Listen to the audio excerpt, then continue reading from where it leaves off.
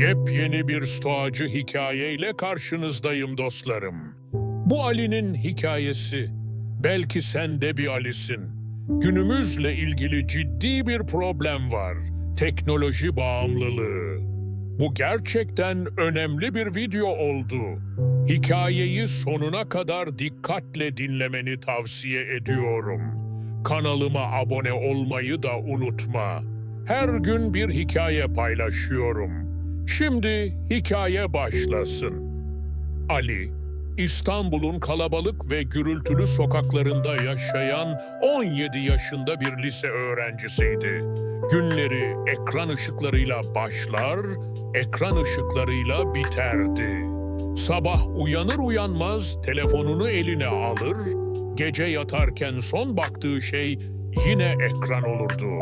Ders sırasında dahi bir yandan öğretmeni dinliyor gibi yapar, bir yandan da cebindeki telefon titrediğinde avuç içinin terlemesini bastıramazdı. Onun için bir mesaj kaçırmak, sanki dünyada olup biten her şeyden kopmak gibiydi. Ali'nin ailesi bu durumdan endişeliydi. Babası Hüseyin Bey eski bir postacıydı. Teknolojiden anlamazdı ama oğlunun günden güne içine kapanmasını, gözlerinin sürekli ekranda olmasını fark ediyordu. Annesi Ayşe Hanım ise oğlunun küçüklüğünde birlikte parka gidişlerini, birlikte kitap okuyuşlarını hatırladıkça içi sızlıyordu. Şimdi ise Ali'nin dünyasında sadece sosyal medya, oyunlar ve sanal arkadaşlıklar vardı. Bir gün okuldan dönerken Ali'nin telefonu çalındı. Karşıdaki kişi Ali'nin sosyal medyada tanıştığı ama yüz yüze hiç görüşmediği biriyle ilgili kötü haberler veriyordu. Genç bir kız internet üzerinden tanıştığı biri tarafından kandırılmış, hem maddi hem de manevi olarak zarar görmüştü. Ali bu haberi aldıktan sonra derin bir sessizliğe büründü. İçinde bir şeyler kırılmıştı. O güne kadar ekranın ardında masum bir dünya var sanmıştı. Oysa orası da tıpkı gerçek hayat gibi yalanlarla, maskelerle doluydu. O akşam babasıyla ilk kez uzun bir sohbet etti. Hüseyin Bey ona hayatın kaçırılan hiçbir şey olmadığını, asıl kaçırılanın zaman olduğunu anlattı. "Gözünün önünde geçen anları kaçırıyorsun oğlum," dedi. "İnsan her mesajı okuyabilir, her gönderiyi beğenebilir ama geçen zamanı geri alamaz." Ali o gece uzun süre düşündü.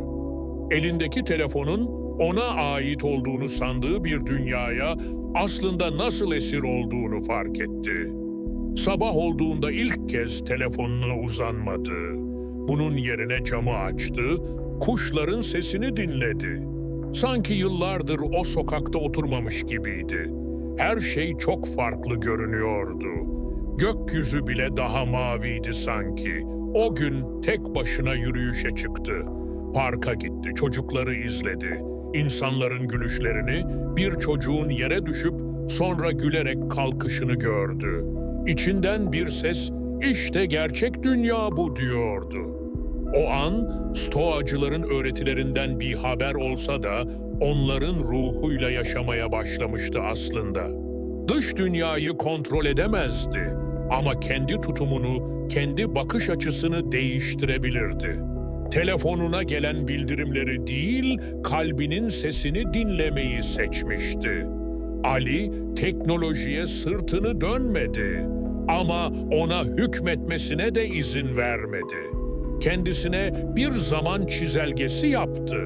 Sabahları ve geceleri telefona bakmıyor, sosyal medyada geçirdiği süreyi sınırlıyor, bunun yerine kitap okuyordu. İlk olarak Epiktetos'un sözlerini eline aldı. Okudukça her şey anlam kazanmaya başladı. İnsanı rahatsız eden şey olayların kendisi değil, o olaylar hakkındaki düşüncelerimizdir, diyordu kitap. Ali'nin gözleri doldu, çünkü nihayet neyin yanlış gittiğini görmüştü. Dışarıdan dayatılan hızlı yapay mutluluklar, onu kendi içinden uzaklaştırmıştı. Zamanla sınıf arkadaşları ona garip garip bakmaya başladı. Eskisi gibi online değildi. Anında cevap vermiyordu mesajlara. Artık çevrim dışıydı ama ilk kez bu kadar hayattaydı. İnsanlar bunu anlamıyordu ama o artık onlara anlatmak zorunda da hissetmiyordu. Stoacılığın en temel ilkesi olan başkalarının ne düşündüğü seni ilgilendirmemeli öğretisi Ali'nin en büyük sığınağı olmuştu. Bir gün okulda bir öğretmeni Ali'yi kenara çekti. "Eskiden çok sessizdin, şimdi çok sakin," dedi. "Ama bu başka bir tür sessizlik." Ali tebessüm etti. "Sakinlik fırtınayı bastırmıyor hocam. Onunla yaşamayı öğreniyorsun sadece," dedi. Teknoloji bağımlılığı Ali'yi karanlık bir kuyunun içine çekmişti. Ama stoacı bir bilgelikle o karanlıkta kendi ışığını bulmuştu. Artık ne zaman telefonu eline alsa bir soruyla başlıyordu. "Bunun bana ne faydası var?" Ve eğer bir fayda bulamıyorsa o anı kendi iç yolculuğuna ayırıyordu. Çünkü Ali artık şunu biliyordu: gerçek özgürlük ekransız bir hayatta değil, zihnini esir etmeyen bir bakış açısındaydı. Videomu buraya kadar izlediğin için teşekkürlerimi sunuyorum. Umarım bu hikayeler sana bir şeyler katabilmiştir. Bu tarz videoların devamı için kanalıma abone olmayı unutma ve teknoloji bağımlısı olma. Bir sonraki videoda görüşmek üzere, kendine iyi bak.